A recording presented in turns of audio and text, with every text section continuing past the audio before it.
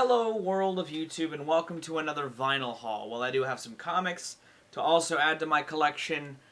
I've had a very busy weekend, so I wanted to update my collection. And the fabled pre-order that I've been hyping up for a long fucking time finally came in, and it's got a fun story attached to it, I guess. So I'll save that for last, and we'll actually work from the end of my trip back to the beginning.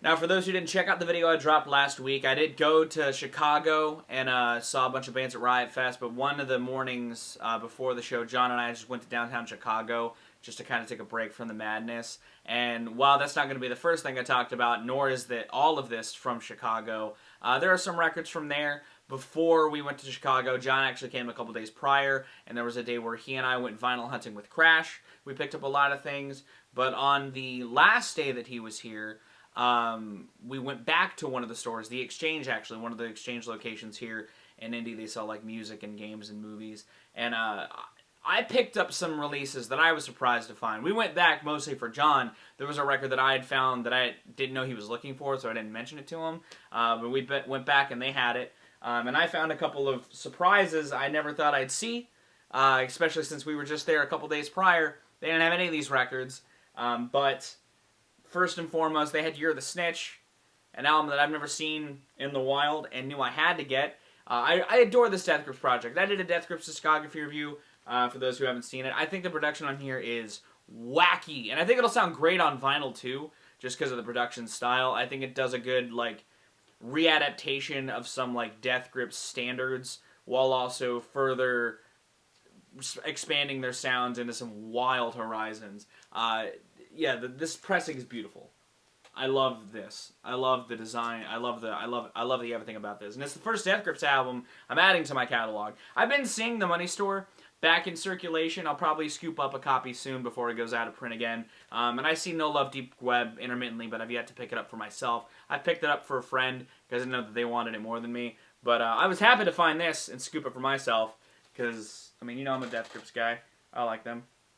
Another one that I had seen, another album that was a huge surprise, because I had never seen, like, it outside of one other interaction at a different location, but they had an original pressing of House of Balloons, so I scooped that shit, because I love The Weeknd. I think I've tried to further cement that, but, like, this was my entry point into his catalog, and so I'm very excited to have this pressing of this album.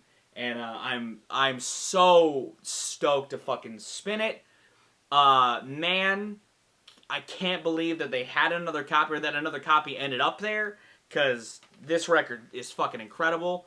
And I am so happy to have it in my collection. The last one I kind of picked up, partially because it was a little serendipitous. John and I talked about this band a little bit, or this group a little bit, on the drive back from Chicago, because they're a band that or a group that I really enjoy. Again, they're not a band, they're an electronic group, but I love their sound. I think that they have a similar trajectory, career-wise, to some of the bands of the 2000s. They dropped a recent release that was also a fucking smash, in my opinion. But the Avalanches, Since I Left You, this album is incredible. Classic electronic record from the late 90s, early 2000s. And this is an incredible record that sounds great. Again, similarly to You're the Snitch, I think it's going to sound fantastic on my speakers. I'm fucking stoked to hear the lushness, to hear the waves crash over me. I love this record. I think it's a great experience. As far as the album experience goes, this is like one of the best. So excited to have found this. And man, again, 3 wild, unexpected finds from a store that we were literally at a couple days prior. And then to pivot back a couple days prior, while in Chicago, we went to Reckless Records, and I found, again, a handful of just surprise releases, all of which were interesting for one way or another. One of the first things I was really excited to see that I never thought I'd really see in the wild, because they're an artist that I've covered a couple of releases of on the channel, and I really like their vibe, and I was really stoked to see them and buy one of the records. Shannon Lay, Geist, great fall project. She's got a beautiful voice, and I liked the arrangements on this album. It's like a folksy record. Again, I'll probably be spinning this once it gets a little colder, but it's on a cool pressing as well. It's got this cool little sunflower dandelion insert. It's got like a fun pressing that kind of mirrors the art direction. It's got like a marbly yellow blue vibe. Looks really cool. Got some splatter. Liked the way that it looked. I liked this. I liked this a lot. I thought it was a good expansion on some of the ideas from her last album. And dug it. Dug it a hell of a lot, to be honest. John showed me an album from this year by a band that I never see their stuff in the US, so I'm always happy to see them whenever I can crop up. It's Raw Data Field, the latest from Everything Everything. I adored this record a lot if you caught my review on the listening log. And I like the overall art direction of this project. I think it's really bold. It's like a twist on... This kind of looks like a twist on the AI-generated art while having this gorgeous, like almost watercolor style insert. The insert itself, or like the sleeve for the record, it's very minimal, very basic, but kind of matches the synthetic coldness that this record has. And the pressing is actually a clear pressing. Similarly to my Good Kid, Mad City pressing, it's a cool clear pressing. I'm curious as to how this is going to sound, honestly, but I'm excited to hear it because it's a fun, further broadening the horizons of this synth pop style. Love this band. You guys know that. Also did a discography review. Have to add this to the discography video-wise, but you know this will be in the backdrop when I do. Also saw an album from an artist that I already have an album from, but I've been wanting to get more of his discography. I've talked about him a couple times this year. Denzel Curry. Found Taboo. Love this record. You guys know that. I think it's a great record. I think it's a cool version on like the spin of the 3 EPs into 3 different moods. Cool pressing as well. It's like a red marble pressing. Really fucking neat. Really stoked to see that spinning. I like a lot of the details in it. In the splatter. It's got cool like lines and streaks. It's really neat. Kind of fits some of the art direction of the project as well. And again, really good record. It's not my favorite, but it is a really good one in Denzel's catalog. I don't think Denzel has an L or he has a miss in any regard as far as his albums are considered. No flops in this man's discography. Just stuff that's better than others. And I'm glad to have something to sit next to Taboo or next to Imperial now in my collection from an artist that I really enjoy. The last one I got from Chicago was interesting because of its packaging, but I'm glad that I got it to work, made it work in its own way. Titanic Rising by Weyes Blood, an album where the track listing and the title were stickers on the wrapping. I didn't know there was a thing with this record, but it makes sense because the album art of this is gorgeous. So I just took it off the wrap and put it on my cover to keep your record safe. This is kind of a standard pressing. It's just a beautiful album from 2019 that I really, really enjoyed. She's got a follow-up dropping soon. The insert's really nice as well. And it's a very pretty fucking record. And again, similarly to a lot of stuff I bought, I think it's going to sound great. I'm excited to give it some spins when I'm feeling some lucid vibing going on, you know what I mean? And then the last is the Crash Haul outside of the pre-order. The last thing I'll be talking about outside of the pre-order is the Crash Haul. We went to 4 different stores all across Indy, and I bought a bunch of things during that time. And again, going backwards, we ended the day at that exchange, the one that we went back to when they had more wild shit. They had shit there that day that I've been looking for a long time, and again, further adding other modern bands that I've given a lot of praise to into my vinyl collection, starting with Idols' Brutalism. I don't own an Idols record on vinyl, but to start with what got me into them felt very apropos. My album of the year that it came out, I still give this album regular rotation. I fucking adore this project. I think it's raw. I think it's heavy at times. I think that it's just all-out aggression.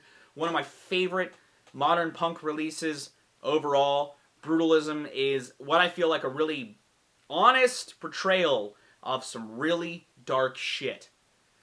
It's really fucking good. Further collecting the discography of one of my favorite bands, they also finally had a copy of Blood Mountain.